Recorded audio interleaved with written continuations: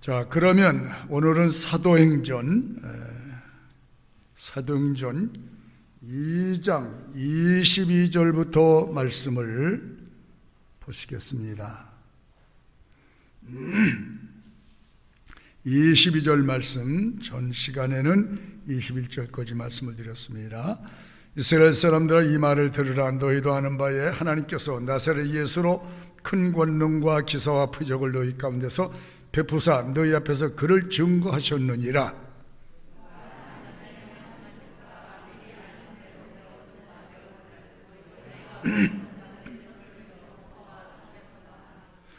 하나님께서 사망의 고통을 풀어 살리셨으니 이는 그가 사망에 매여 있을 수 없음이라.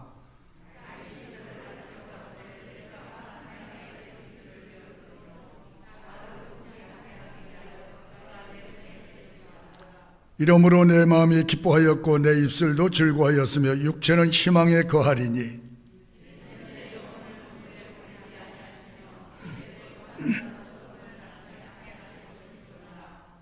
주께서 생명의 길로 내게 보이셨으니 주 앞에 나로 기쁨이 충만하게 하시리로다 하였으니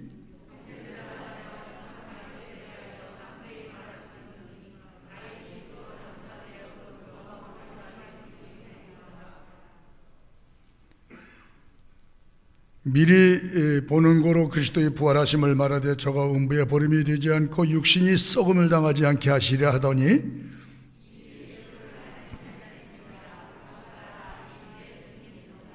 하나님이 오른손으로 예수를 높이심에 그가 약속하신 성령을 아버지께 받아서 너희 보고 듣는 이것을 부어주셨느니라.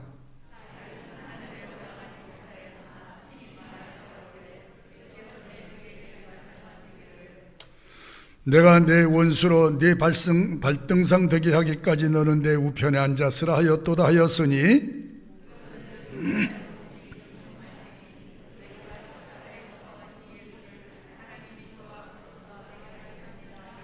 저희가 이 말을 듣고 마음에 찔려 베드로와 다른 사도들에게 물어 가로되 형제들아 우리가 어찌할꼬 하거늘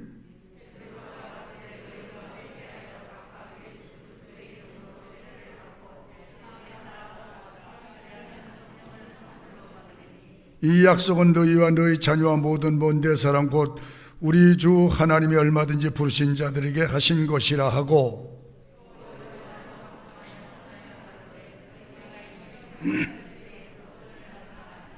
그 말을 받은 사람은 세례를 받음에 이날에 제자의 수가 3,000이나 더하더라.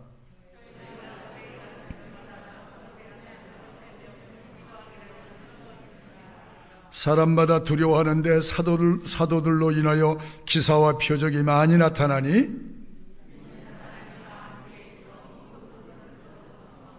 또 재산과 소유를 팔아 각 사람의 필요를 따라 나눠주고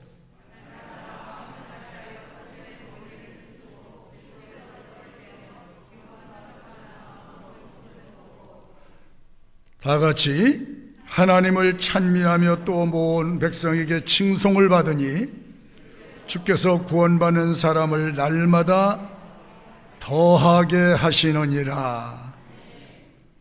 자, 늘 말씀드리지만 우리가 살고 있는 우리 시대는 어떤 시대냐? 아주 참 좋지 않은 시대예요. 종말적 시대. 종말. 세상 끝이 예수님 예언하신 말씀대로 가까이 와서 얼마 남지 않았다. 이 세상 끝이 끝점에 와 있는 시대를 종국사적 종말 시대다.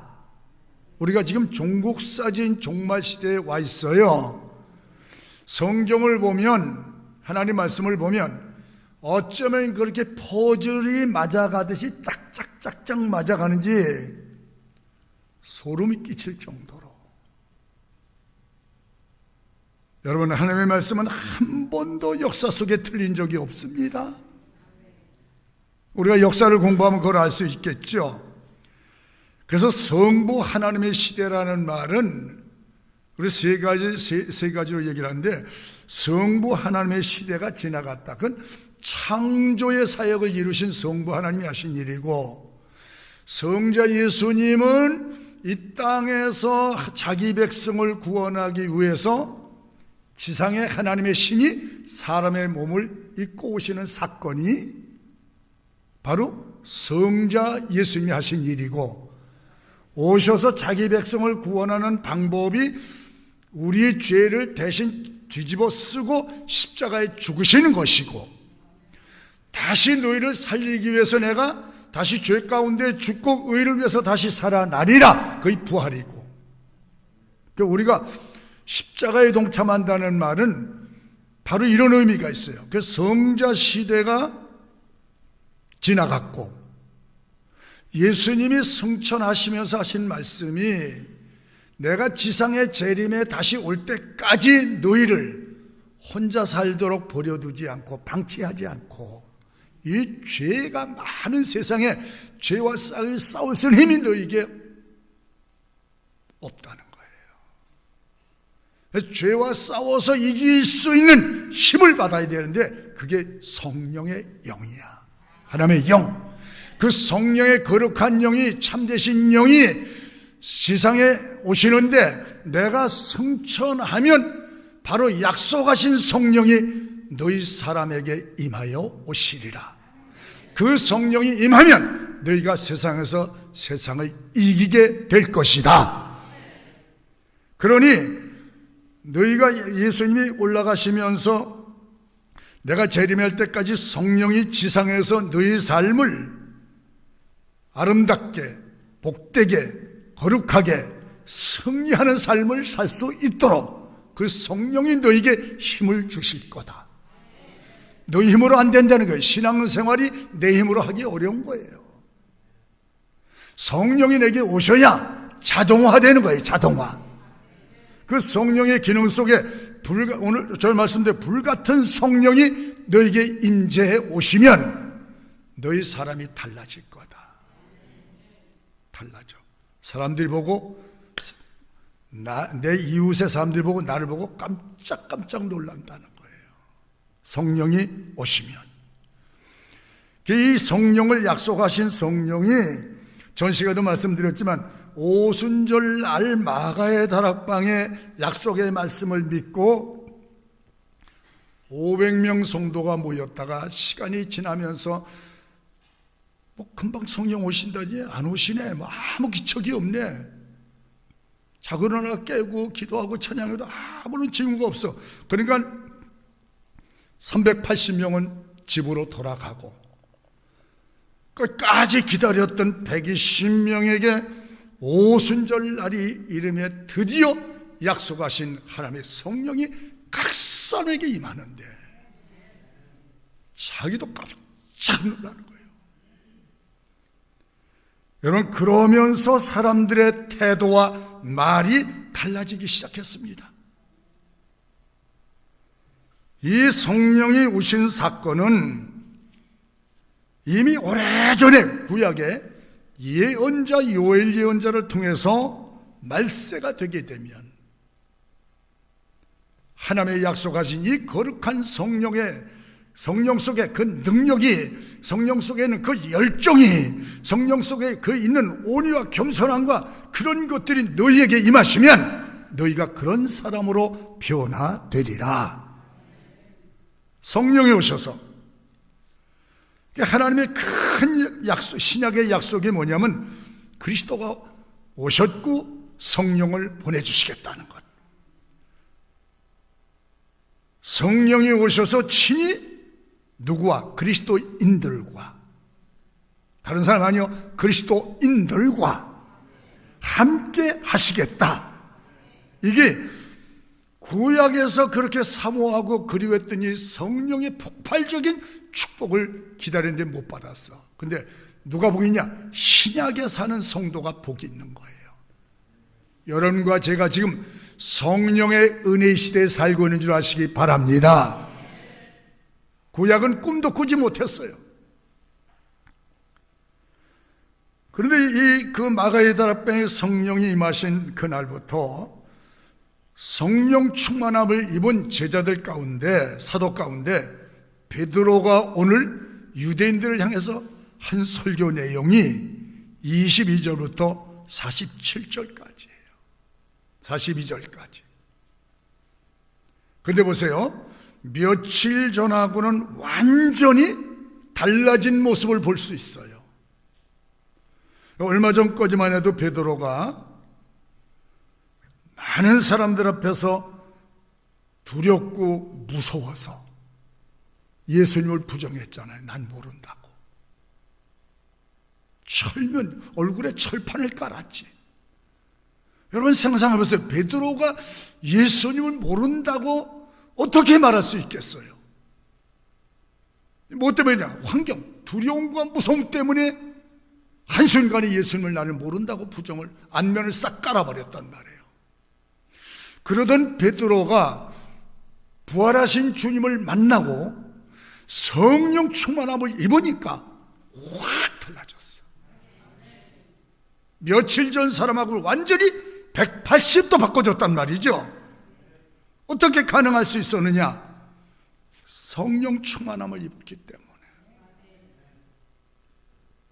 여러분 말씀 전하고 얼마나 많은 사람 앞에서 당당하고 확신에 찬 말씀을 전하고 있습니까? 그 얘기하기 싫어하는 주요 말씀의 내용이 주 예수 그리스도의 고난과 십자가의 죽으심은 우리 때문이었다라고 아무도 말 못할 때 말하는 거예요 지금. 그리고 그리스도 예수는 살아나셨다.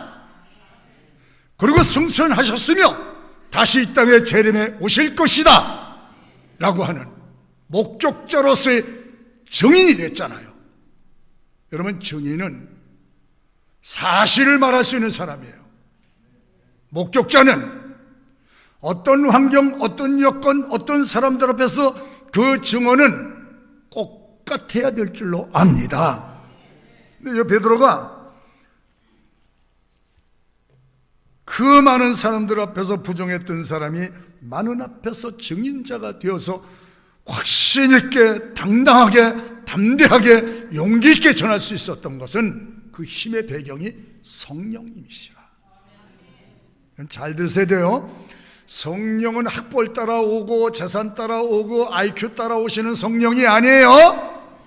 말씀 듣는 모든 사모하는 우리에게 성령이 임하여 오시니 성령 받은 사람들이 방언을 말하기도 하고 그 안에 영적으로 능력을 입어서 귀신을 쫓아내는 행동을 했다는 거죠. 확 달라졌어. 두려움이 사라졌어. 무서움이 사라졌어. 공포가 없어졌어. 그리고 안에 기쁨이 터졌어. 감사가 터졌어. 신앙생활에 활력을 가지고 뛰기 시작하는 거예요. 여러분 세상을 이기면 이것이요 믿음이라고 말씀을 했는데 성령이 임하니까 이런 목격자 증인의 삶을 살기 시작했습니다. 여러분 예수님의 죽으심은 십자가는 이미 오래전에 구약의 예언자를 통해서 예언되어진 사실이고 예수님은 하나님의 뜻에 의하여 오셨고 하나님의 뜻에 의하여 죽으셨고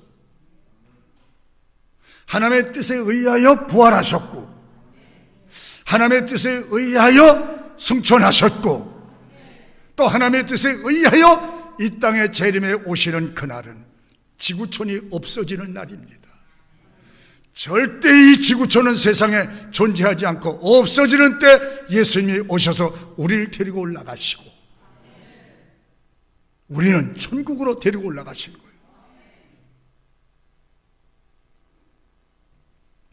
이런 엄청나고 어마어마한 세계가 우리를 기다리고 있다는 것입니다.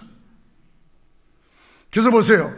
그러면서 예수님이 뭐라고 하냐면 인자는 기록된 대로 가거니와 기록된 대로 오셨고 기록된 대로 사셨고 기록된 대로 죽으셨고 기록된 대로 일어나셨고 기록된 대로 승천하시고 기록된 대로 오시고 기록된 대로 우리를 데리고 올라가시는 일을 하기 위해서 재림에 오신다. 할렐루야. 이건 세상 사람이 죽었다 깨나도 알 수 없는 비밀이지요. 기독교인들이 왜 이렇게 세상 사람이 볼 때 미친 사람들이라고 정의를 내리냐면 그 사람들이 이해할 수 없는 행동과 말을 하고 살기 때문에. 왜? 우리는 이런 엄청난 비밀을 알기 때문에. 신앙 중심으로 사는 사람은 사람이 보는 것을 두려워하지 아니하고 사람의 평가에 좌우지하지 아니하고 하나님을 향해 사는 사람들은 흔들리지 않습니다. 자기 삶이.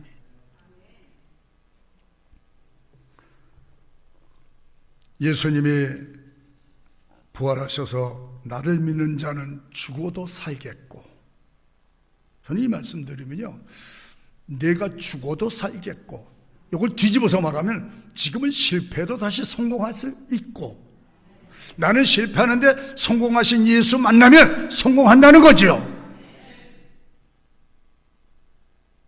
예수님을 제대로 만나면, 성령을 받으면, 성령 안에 살면 우리는 세상 사람과 전혀 다른 삶을 추구할 수밖에 없는 거죠. 다시, 죽어도 다시 살겠고. 다시 한번 시작. 네가 나를 믿는다면, 내 안에 산다면 죽어도 다시 살겠고 실패해도 다시 성공하겠고. 바꿔 말하면 그 말이에요. 너는 못하나 나는 한다. 할렐루야. 이게 우리가 믿는 주님의 능력이란 말이죠. 그 능력을 입으면 내가 패자가 아니고 승자로 살게 되리라. 할렐루야. 여러분, 우리 주님은 패자로 사는 것을 원치 않습니다.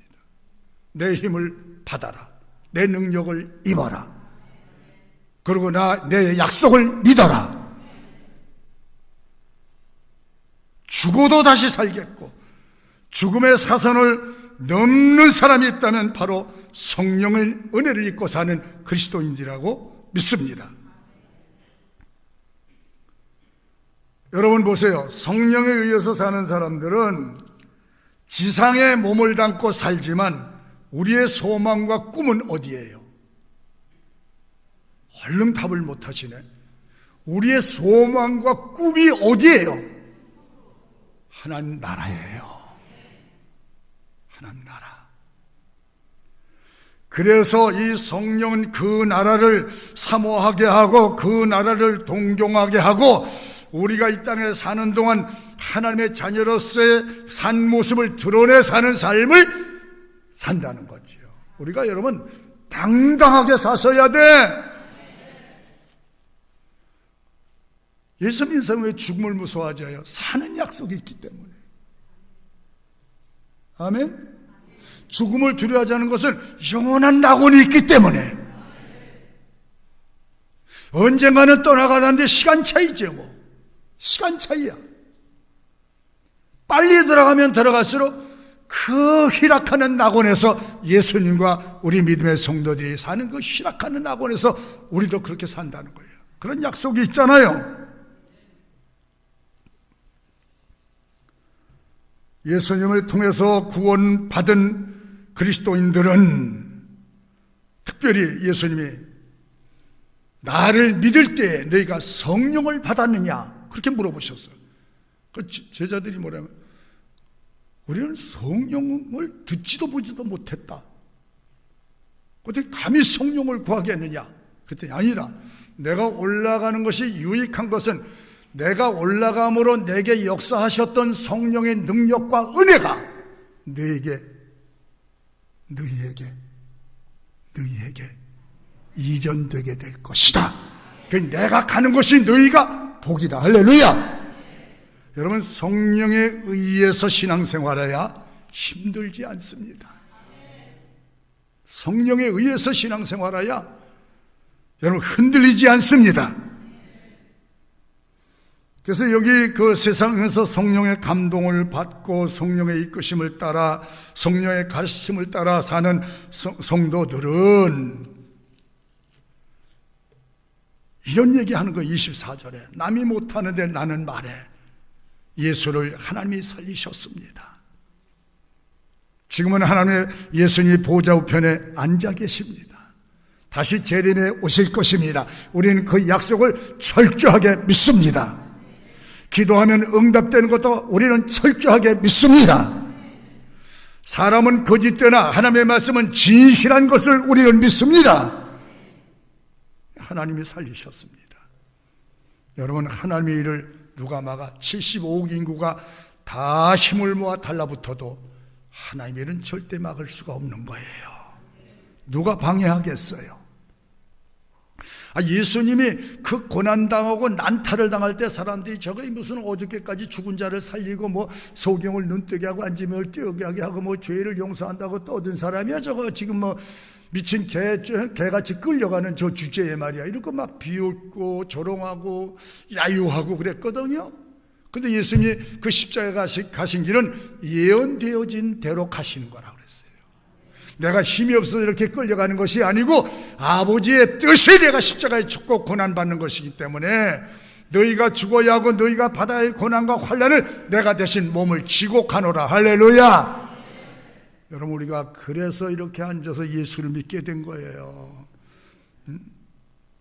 성령 충만함을 입은 바울 사도 역시 세상 불의와 세상 탄압과 박해, 고난에 대해서 절대로 위축당하지 아니하고 오히려 맞서서 당당하고 담대하게 도도하게 서 있었던 그 힘이 사람의 힘이 아니야, 절대. 아멘. 여러분, 유혹이 몰려오고 시험이 막 몰려와서 막 사방으로 에워싸도 거기에 쌓이지 아니하고, 성령이 누구야? 하나님의 영 아니에요. 그 영이 내게 계시면 내 육체가 죄로 사용되지 아니하고 진리를 위해서 사용되시는 값진 사람으로 변화되는 줄 아시기 바랍니다. 그 성령이 오시니까 당당하고 담대하고 도도하게 불타협하고 진리를 사수하고 지켜서 살 수 있는 힘의 근원이 성령님이셨다. 여러분, 아멘 할 때 여러분 이 거룩한 성령이 약속한 대로 임하셨으면 좋겠어요. 막 생각이 바꿔지고 태도가 바꿔지고 막 사람들이 깜짝깜짝 놀랄 정도로, 야, 저 사람이 이렇게 추진력이 생겼지? 저 사람이 확 달라졌네. 우리 교회가 이래야 세상이 사는 줄 믿으시기 바랍니다. 성령의 힘은 세상이 감당을 못할 정도로 하나님의 성령에 의한 삶이 온 세상을 이기는 힘의 근원이 될 것이다. 여러분, 한번 볼까요? 고린도 후서 4장 7절 한번 봅시다. 비춰주세요. 고린도 후서 4장 시작. 우리가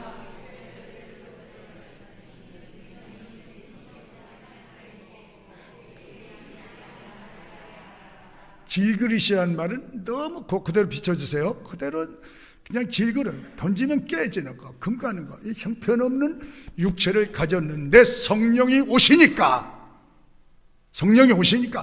강력한 보배가 들어오니까, 그릇 자체는 아무것도 아닌데 그 보배가 들어오니까 보배의 그릇이 된 거란 말이죠.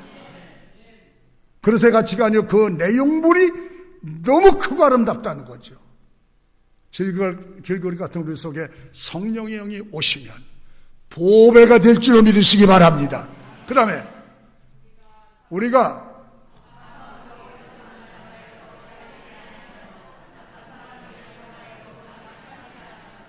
또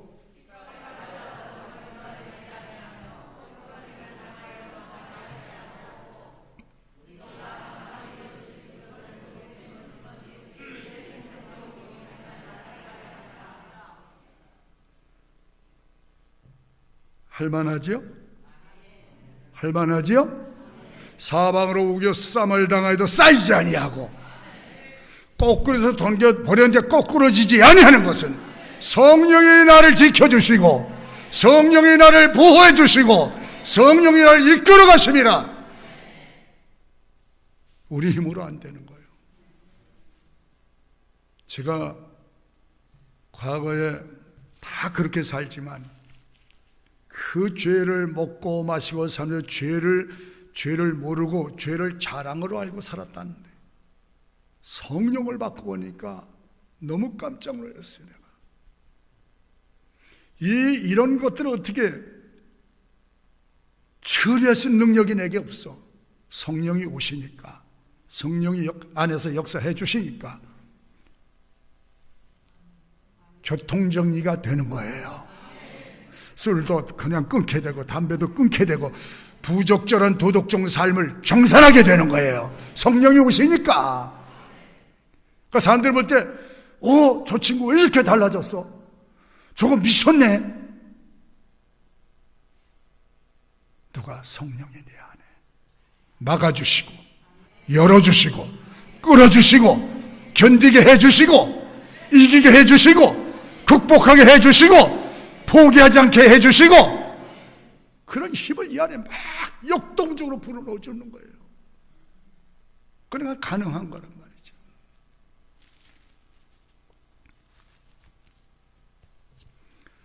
오늘 바울이나 베드로나 믿음의 성도들이 성령 충만함을 받으니까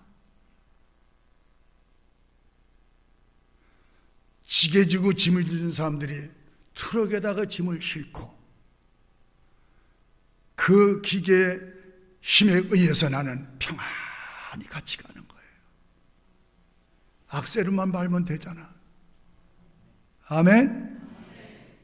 50톤을 실었든 100톤을 실었든 그 힘이 끌고 가는 거지 내가 끌고 가는 거 아니잖아. 그래서 성령이 내게 오시면 이 같은 기능이 시작된다는 거죠. 내가 아니에요. 그리고 그분이 나를 패배의 골짜기로 끌고 가는 것이 아니고 성령은 나를 지금 패배하는 것 같지만 궁극적으로 성공의 자리로 나를 이끌어 간다는 거지요. 여러분 고린도전서 그러기 때문에 15장 56절 한번 볼까요? 뭐라고 하셨나? 시작. 그러므로 내 사랑하는 형제들아 견고하며 흔들지 말며 항상 주의 일에 더욱 힘쓰는 자리 되라. 이는 헛되지 않다. 헛되지 않다. 헛되지 않다. 아멘. 세상은 죽어라 노력을 했는데 나중에 헛된 곳으로 돌아오면 막 허무주의에 빠져가 살 맛이 안 나. 그런데 예수님의 일은, 하나님의 일은, 성령이 이끄시는 일은 후회가 없다. 할렐루야. 그러니까 여러분 예수 믿는 사람이 세상에서 육신적으로 성공한단 말이지. 영적으로 성령의 컨트롤 받는 사람은 공부를 하든 사업을 하든 법관이 됐든 뭐가 됐든 불의에 야합하지 않고 굴복하지 않고 정의의 길을 간다는 거죠. 공평의 길을 간다는 거죠. 하나님께 영광을 돈인의 목적을 두고 간다는 거죠. 후회가 없게 만드신 줄 아시기 바랍니다. 그 다음에 한번 봅시다. 56절 말고 한번 비춰주세요. 고린도전서 15장 그리고 그 다음에 56절 한번 57절. 그러므로 내가 사랑하는 형제들아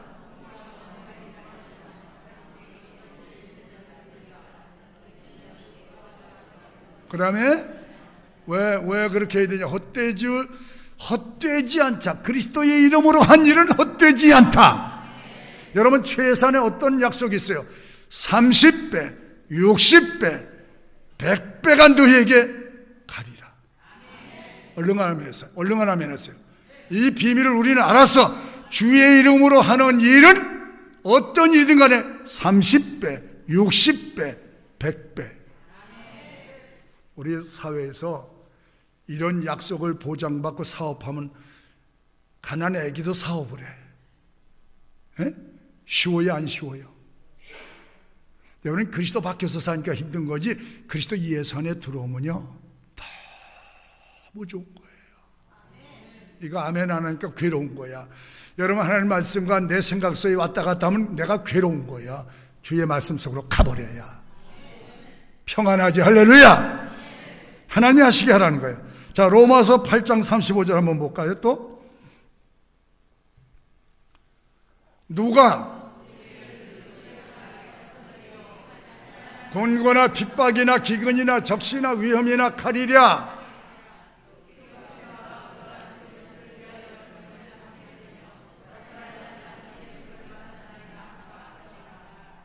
또 그러나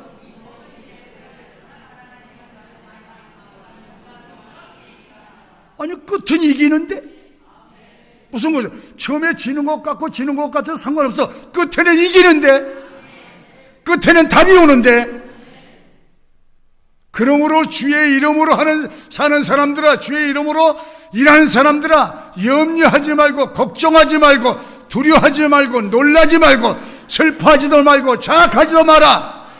끝내는 내가 이기리라. 그럼 된 거 아니에요? 그래서 하나님이 딴짓하지 말고 내 말씀 안에 들어와서 살도록 노력해라. 하나님 말씀대로 살아가도록 성령이 너에게 힘을 풀어넣어 줄 것이니 성령 받기를 힘써라. 그리 하셔야 돼요.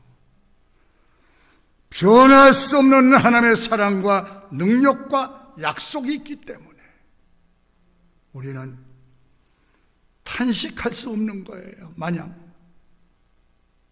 우리 하나님께 속한 사람들의 삶이 넉넉하고 여유있고 당당한 것은 성령이 내 안에 계실 때 가능한 줄로 아시기 바랍니다.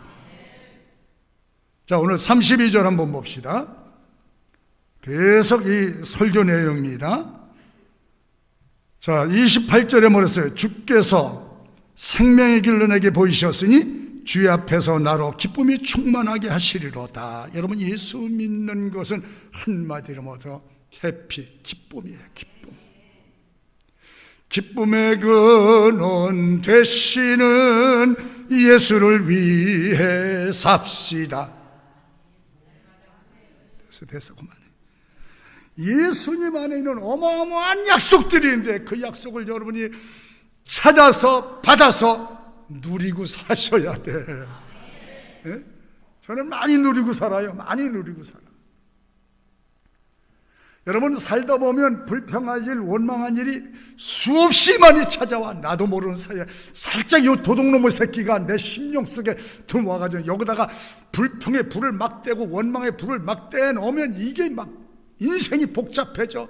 가정이 복잡해지고 부부관계가 복잡해지고 사랑관계가 막 다 깨져버리고 목회자의 관계도 박살이 나버리고. 이게 사탄의 전략이야. 사탄이 주는 매뉴얼이야. 하나님이 주신 매뉴얼은 감사해라, 찬양해라, 어려울 때 기도해라. 이러면 그 하나님의 답이 막 쏟아져 오는데, 이게 하나님이 주신 매뉴얼인지 이게 마귀 새끼가 주는 매뉴얼인지, 아무거나 먹고 마셔서는 안 된다는 거예요. 아무렇게나 생각해서는 안 된다는 거예요. 생각 속에 그런 것들이 침투해 들어올 때 막을 수 있는 힘이 있느냐? 없어. 그러니까 당하는 거예요. 음란의 영이 들어와서 잡으니까 성폭행하고 성추행하고 이 짓하고 돌아다니다가 폐가 망신하는 거 아닙니까? 이걸 어떻게 이길 거예요? 어떻게 이겨요? 내 힘으로 안 돼. 근데 성령이 오시면 간단하게 꺼져. 여러분, 아무리 어두워도 빛이 딱 들어오면 끝나는 거예요. 주의 말씀이 빛이요, 주가 우리의 빛이요, 우리의 살아가는 인생의 길이요. 인생의 답이 어디 있느냐면 성경에 있단 말이지. 그래서 성령이 진리 가운데 날 이끌어서 진리를 보게 하고 진리를 배우게 하고 진리를 깨닫게 해서 우리 방식으로 살게 하지 않고 하나님의 방법으로 살아가게 하신 줄 믿으시기 바랍니다. 33절과 36절의 사이에 보게 되면 예수님이 죽기까지 순종하셨다. 죽기까지 순종을 하시게 한 것도 성령이신 줄 아시기 바랍니다. 그 죽기까지 순종했더니 하나님이 어떻게 예수님을 높여주셨는지. 자, 마태복음 28장 18절에 보니까 어떤 일을 받으셨어요? 예수께서 하늘에 하늘과 땅의 모든 권세를 내게 주셨으니. 답이 그거야. 답이 그거야. 권세를 내게 주셨어. 자, 빌립보서 2장 6절에 보세요. 또 어떤 은혜를 입혀주셨나.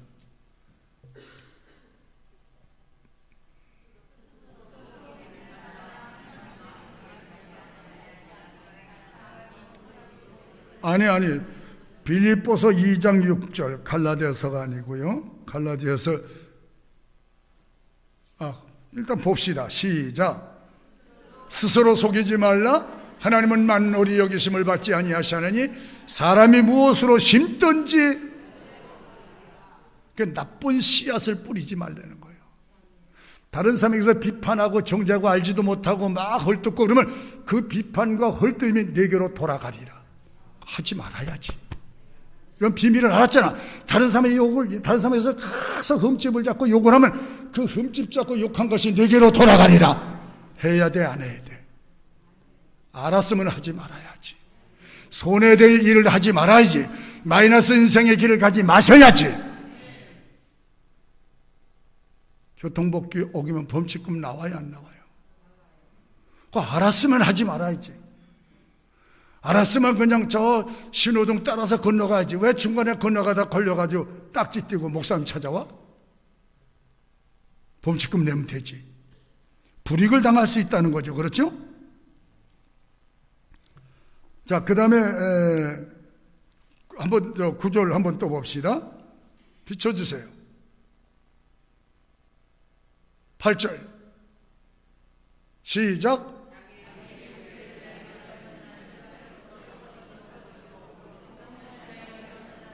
완전히 각도가 다르죠. 성령을 따라 사는 사람은 영생을 거두리라. 육체를 따라 사람은 지옥불에 던지는 사망의 몫이 그거란 말이죠. 그 성령을 따라 살면 다 유익이 온다는 거예요. 그 다음에 9절 우리가 선을 행하되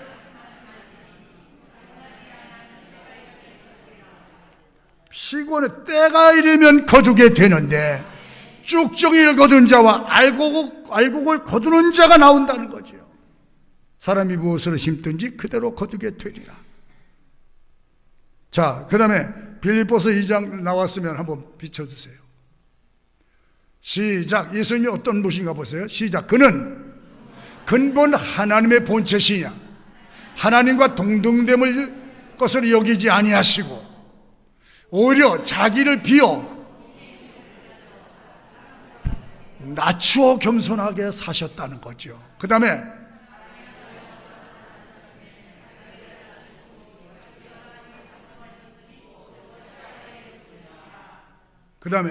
이러므로 하나님이 나를 굴복시켜 하나님의 뜻을 이루어드리면 우리의 이름도 존귀하게 만들어주신 줄 아시기 바랍니다. 하나님의 방법으로 살자고요. 예수 그리스도의 뜻을 따르는 사람들을 교회의 지체가 돼서 수고를 아끼지 않는 헌신하는 사람들, 충성하는 사람들에 대한 보상은 너무너무 크고 아름답다. 자, 그럼 약속을 봅시다. 고린도서 15장 58절 무슨 약속이 있나? 아까 봤죠? 아까 봤어. 그러니까 이제 봤어요. 그리스도 안에 있는 사람은 하나님의 일에 대해서 망설이지 마라 하는 내용이죠. 자, 그 다음에 이제 그러고 살면서 계시록 22장 12절 한번 봐주세요. 보라, 내가 속히 우리니 내가 줄 상이 내게 있어. 여러분 무슨 일을 하며 살아야 할지 이제 자명하죠? 그리스도 이름으로 살라는 거예요. 그리스도 일을 하고 살라는 거예요. 내가 갚아주리라. 악한 일도 선한 일도 의로운 일도 죄된 일도 내가 반드시 갚아줄 거다. 이게 우리가 비밀을 알았단 말이에요. 그런데 이제 이렇게 살아가는 성도들이, 자 37절을 보게 되면 오늘 베드로가 이 설교 내용 가운데 무슨 설교를 하고 있냐면, 자 보세요. 저희가 베드로가 한 말을 듣고 예수님을 너희가 십자가에 못 박아 죽이고 예수님에 대해서 핍박하라고 박해한 것이 이게 보통 죄가 아니다. 너희가 한 일이 행위가 이 큰 죄를 지었다 이러고 얘기를 한단 말이에요. 그러니까 그 사람이 잘못된 점을 지적을 해주니까 어떤 태도가 나온가 보세요. 성령이 역사하시니까 반감을 가지고 대드는 게 아니에요. 내가 뭘 잘못했는데 세상 사람 다 그렇게 살고 있는데, 그리고 항변하는 것이 아니고 그 말씀을 듣는 순간에 양심의 찔림을 받았다. 양심의 찔림. 여러분, 저는 양심이 살아있기를 바라요. 자, 그래서 그러고 나서 베드로가 외친 설교의 말씀을 듣고 양심의 찔림을 받았다. 말씀을 통해서 듣다가 양심의 가책을 받았다. 야, 내가 정말 이 핑계 저 핑계 대고 예배도 잘 안 드리고 기도 생활도 안 하고 11조 다 떼먹고 감사도 다 떼먹고 내가 잘못 살았구나. 이게 누구에게 속아서 이렇게 살았나. 그렇다고 뭐 그거 안 드리고 나한테 남은 것도 없이 더 계속 주머니에 큰 빵꾸가 나가지고 다 나가버렸네. 깨닫고 나서 돌이키는 거예요. 깨닫고 나서 다시 사는 거예요. 아버지께로 돌아가자. 아멘. 여러분, 참 중요해요. 자꾸 거짓말하게 되면 작은 일도 자꾸 거짓말도 커지거든요. 우리가 아주 조심해야 돼요. 이게 사람과 하나님과의 신뢰관계를 깨버리는 거거든요. 부부간도 자꾸 거짓말하다 들통나면 신뢰가 깨지는 거 아니에요? 친구도 자꾸 거짓말하다 보면 이게 잘하다 보면 신뢰가 깨지는 거니까 이걸 조심하라는 게 하나님이. 자, 그러면서 깨닫고 나서 뭐라고 했어요? 우리가 어떻게 하면 좋겠습니까? 큰일 났다는 거죠. 이게 어떻게 했으면 좋겠습니까? 그랬더니 딱 해답이 한 번에 나왔어요. 뭐라냐면, 자, 37절에 그 말 듣고 한번 볼까요? 저희가 이 말을 듣고 마음에 찔려 베드로와 다른 서도에게 물어가되 형제들아 우리가 어찌할꼬 하고는 베드로가 답을 주죠. 가로되 너희가 회개하여 각각 예수 그리스도의 이름으로 세례를 받고 죄사함을 얻으라. 그리하면 너희도 성령을 선물로 받으리라. 할렐루야. 간단하잖아요. 세례 받으면 세례 받으라. 주 예수 그리스도의 이름으로 세례를 받아라. 여러분, 금식해서 철야에서 받는 성령이 안에 성령을 선물로 받는다고 그러는데, 세례를 받고 죄 사함을 받으면 성령을 선물로 주시리라. 여러분, 세례 받을 때 성령 임하시는 거예요. 세례가 뭐예요? 모든 죄를 씻음 받았다. 모든 죄에서 해방됐다. 너는 옛사람은 이미 옛 육체의 사람은 예수 그리스도 안에서 이미 죽었고 이제 너는 예수와 연합이 됐다. 아멘. 얘는 이제부터 하나님의 가족이 됐다는 증표가 성부, 성자, 성령의 이름으로 세례를 주노라 말은 모든 죄가 사해졌다는. 누구의 이름으로? 성부, 성자, 성령의 이름으로. 실감이 안 되니까 아멘 안 하는 거예요. 죄사함 받은 기쁨이 뭐예요? 바로 성령 받는 거 아니에요? 성령 받는 거. 어떻게 그렇게 열심히 신앙생활할 수 있을까? 성령으로. 할렐루야. 가늠한 줄로 믿습니다. 그래서 이 초대교회의 성도들의 힘의 근거가 어디에 있었는가? 42절 한번 볼까요? 자, 그 다음에 중요한 것은 42절.